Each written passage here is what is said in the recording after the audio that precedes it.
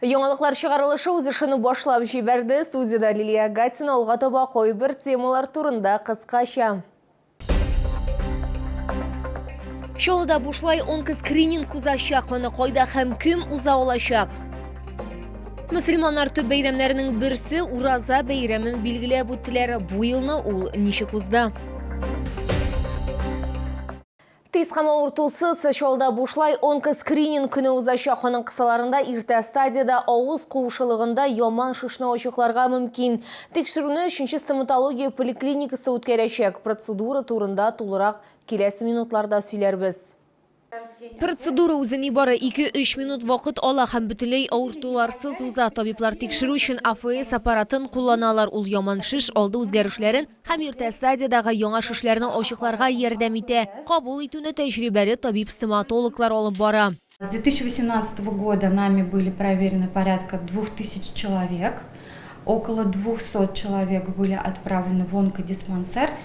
И, к сожалению, в районе 16-17 человек диагноз был поставлен, но хорошо, что он был поставлен на ранних этапах. Авыз куашлыгы яман шише иртә стадияләрдә еш кына симптомсыз уза торган иң куркыныч авыруларның берсе. Нәкъ менә шуңа күрә табиблар шауларны визитларын кичиктермәскә чакыра. Полость рта, она такая, ее сложно просмотреть самостоятельно.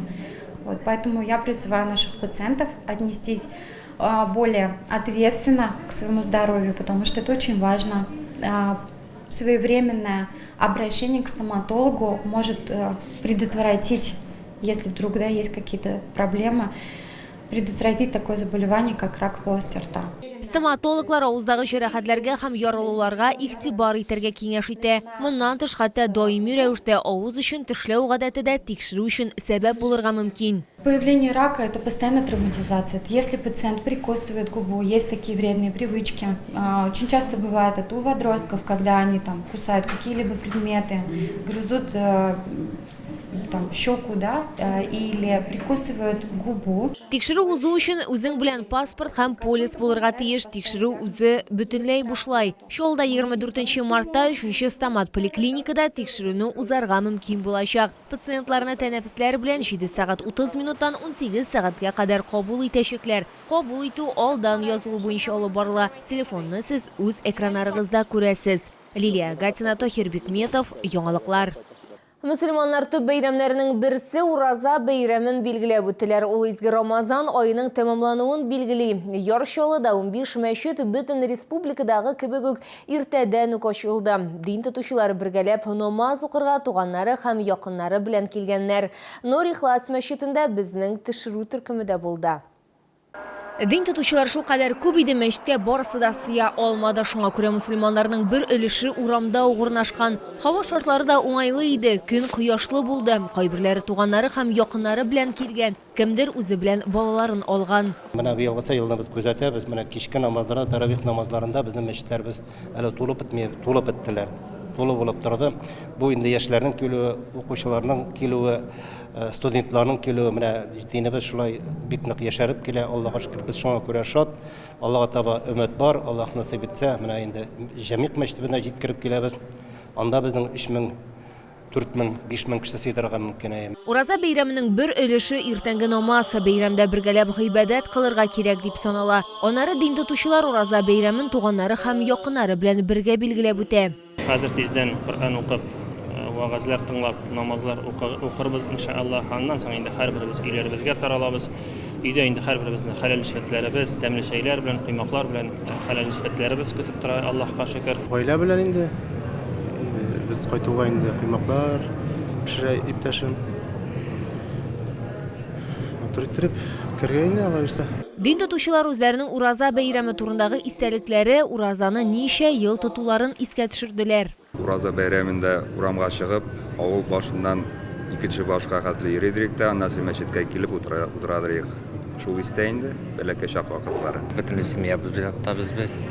Хатыным да, кызым да, балам да, малаем да, барыбыз да, кызым Мәскәүдә, ул да алардан да, малаем да без белән да.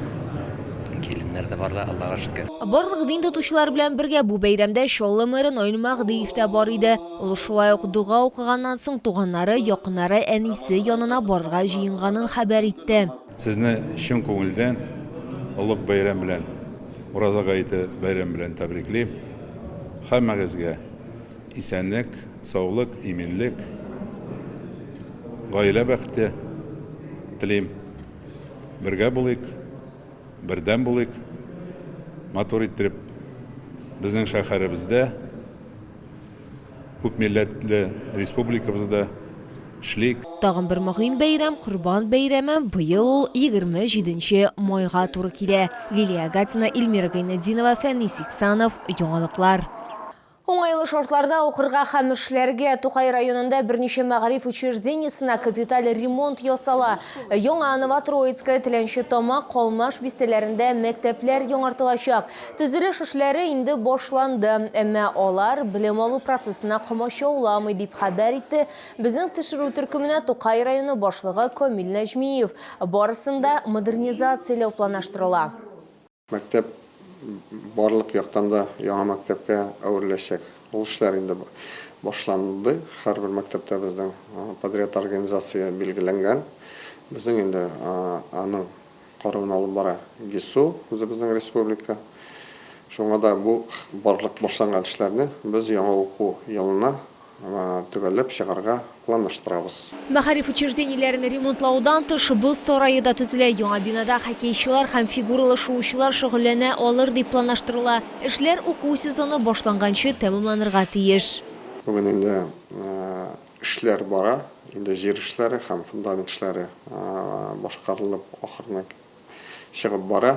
Һәм дә инде 30 августка biz bu sarayın Tokay rayonunda tantanalar rüştə açarga planlaşdırabız.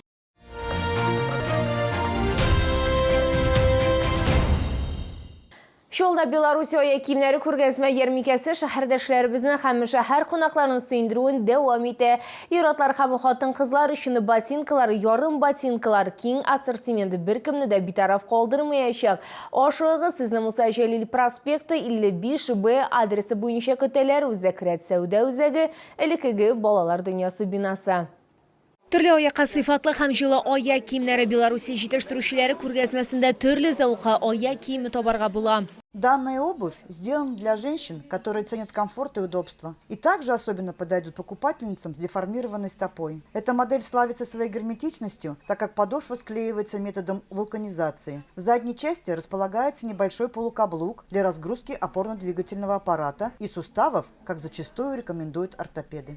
Күп кенә шоулар һәм шәһәр кунаклары Беларусь аяк киемнәренең сыйфатын лаеклы бәяләргә өлгерде инде. Вот мы решили сегодня мне приобрести белорусскую обувь. Я походил, она очень хорошо сидит на мне. Рекомендую всем челнинцам и приезжим приобретать эту обувь. Мягкие такие, удобные очень. Мне очень нравится. Я давно хотела таких. Беларусь аяк киемнәрен Муса Җәлил проспекты 55Б адресы буенча алырга була. Үзәкрәт сәүдә үзәге, элекеге балалар дөньясы бинасы. Анда өчен товарлар сатып алырга, гардеробны яңартырга һәм үзеңне Беларусь җитештерүчеләреннән тәмле яңа продукция белән сөендергә мөмкин. Ярчылыга яна Беларусь ярминкәсе килде. Сезне КамАЗ мәдәният йорты янындагы мәйданда көтеп калалар.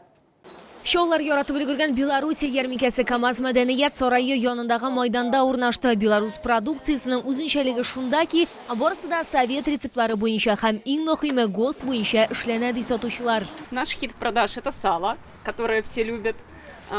Молочная продукция, бабушкина крынка, горки, Брест. Очень все качественное. Шоуда сырлар һәм кызыклар кондитер эшләнмәләре аеруча зур ихтыяҗга ия. Кунакларны үй өчен товарлар көтә, гардеробны яңартырга теләүчеләр өчен Беларусь җитештерүчеләреннән сыйфатлы кием, салым һәм аяк киемнәре. Нам все нравится. Покупаем, приходим, смотрим. Обычно мы тут что-то из продуктов покупаем. Все рекомендуем. Качество отличное. Очень вкусно. Как только они приезжают, я прихожу и покупаю.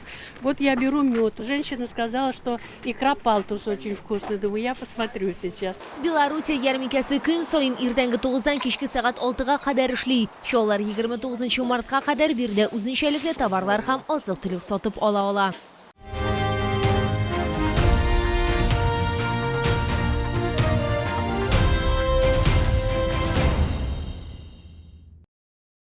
Бу сезгә җиткерәсе соңгы мәгълүматыбыз иде. Мин Лилия Гатина, сезнең белән сау булашам. Исән-имин булыгыз.